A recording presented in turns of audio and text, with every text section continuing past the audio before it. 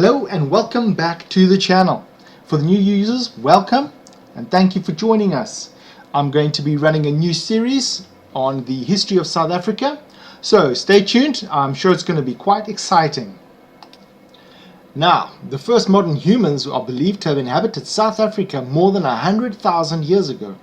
South Africa's prehistory has been divided into two phases based on broad patterns of technology, namely the Stone Age and the Iron Age.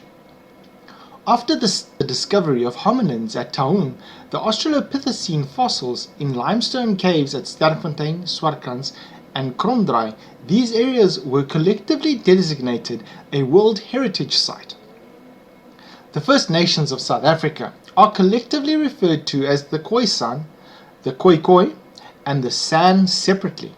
These groups were displaced or sometimes absorbed by migrating Africans, the Bantus, during the Bantu expansion from Western and Central Africa. While some maintained separateness, others were grouped into a category known as Coloureds, a multiracial ethnic group which includes people with shared ancestry from two or more of these groups, being the Khoisan, the Bantu, English Afrikaners, Austronesians, East Asians and South Asians. European exploration of the African coast began in the 13th century when Portugal committed itself to discover an alternative route to the Silk Road that would lead to China.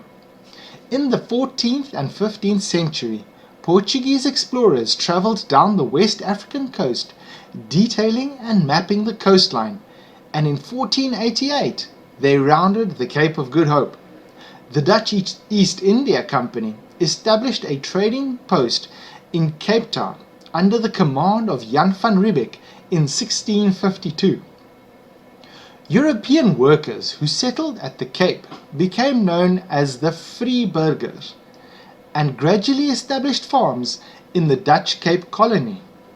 Following the invasion of the Cape Colony by the British in 1795 and 1806, mass migrations, collectively known as the Great Trek, occurred, during which the fur-trackers established several Boer settlements on the interior of South Africa. The discoveries of gold and diamonds in the 19th century had a profound effect on the fortunes of the region, propelling it onto the world stage and introducing a shift away from an exclusive agrarian-based economy towards industrialization and the development of urban infrastructure. The discoveries also led to new conflicts culminating in open warfare between the Boer settlers and the British Empire, fought essentially for the control over nascent South African mining industry. Following the defeat of the Boers in the Anglo-Boer or South African War between 1899 and 1902, the Union of South Africa was created as a self-governing dominion of the British Empire on the 31st of May 1910 in terms of the South Africa Act of 1909, which amalgamated the four previously separate British colonies: the Cape Colony, the Colony of Natal, Transvaal Colony and the Orange River Colony. The country became a fully sovereign nation-state within the British Empire in 1934, following enactment of the Status of the Union Act. The monarchy came to an end on the 31st of May 1961, replaced by a republic as a consequence of the 1960 referendum, which legitimized the country becoming the Republic of South Africa. The early history before 1962. Prehistory. Scientists researching the periods before written historical records were have established that the territory of what is now referred to generically as South Africa was one of important centers of human evolution.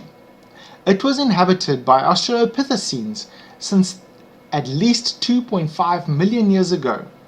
Modern human settlement occurred around 125,000 years ago in the middle of the Stone Age as shown by archaeological discoveries at Klassies River caves. The first human habitation is associated with a DNA group originating in a northwestern area of South Africa and still prevalent in the indigenous Khoisan.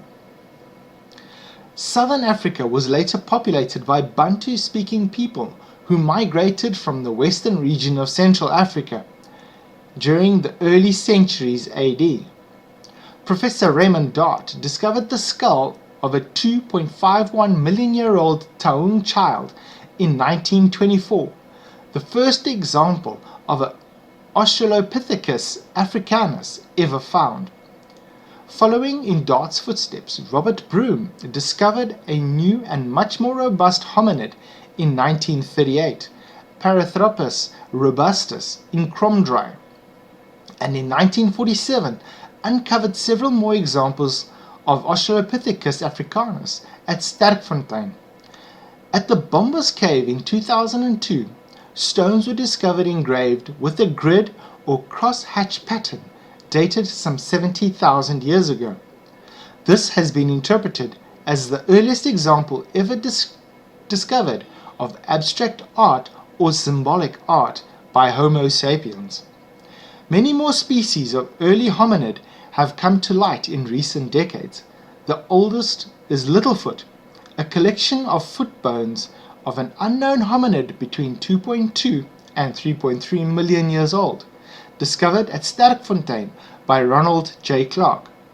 An important recent find was that of a 1.9 million old Australopithecus sediba, discovered in 2008. In 2015, the discovery near Johannesburg of a previously unknown species of Homo was announced, named Homo naledi. It has been described as one of the most important paleontological discoveries in modern times. The San and Khoikhoi. The descendants of the Middle Paleolithic populations are thought to be Aboriginal San and Khoikhoi tribes. These are collectively known as the Khoisan, a modern European portmanteau of these two tribes' names. The settlement of southern Africa by the Khoisan corresponds to the earliest separation of the extant Homo sapiens populations altogether. Archaeological discoveries of livestock bones in the Cape Peninsula indicate that the Khoikhoi began to settle there about 2,000 years ago. In the late 15th and 16th centuries, Portuguese mariners, who were the first Europeans at the Cape, encountered pastoral Khoikhoi with their livestock. Later, Dutch and English seafarers in the late 16th and 17th centuries exchanged metals for cattle and sheep with the Khoikhoi.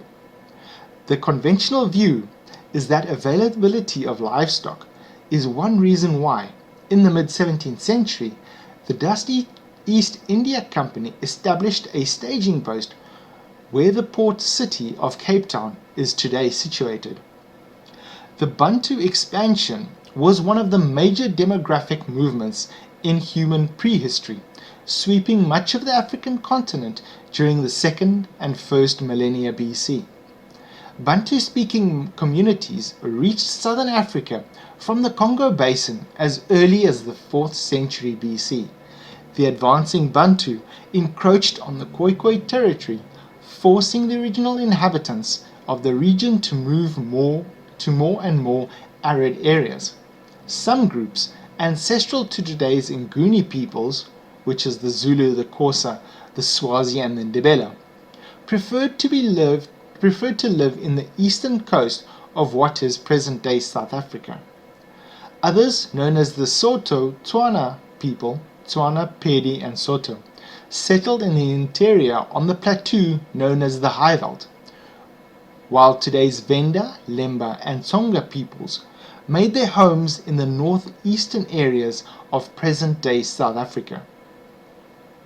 The kingdom of Magubwe, which was located near the northern border of present-day South Africa, at the confluence of the Limpopo and Shashe rivers adjacent to the present-day Zimbabwe and Botswana, was the first indigenous kingdom in southern Africa between AD 900 and 1300. It developed into the largest kingdom in the subcontinent before it was abandoned because of climatic changes in the 14th century. Smiths created objects of iron, copper, and gold, both for the local decorative use and for foreign trade. I will end it there for today. I will continue in a future video with the colonization and what happened after that. I'd like to thank you all for listening this far, and if you have reached this far, I'd like you to hit the like button if you enjoyed what you've been listening. Hit the subscribe button so that you can pick up on the next video as soon as it's released, and hit the bell icon so that YouTube will let you know as soon as it's done. Take care and stay safe.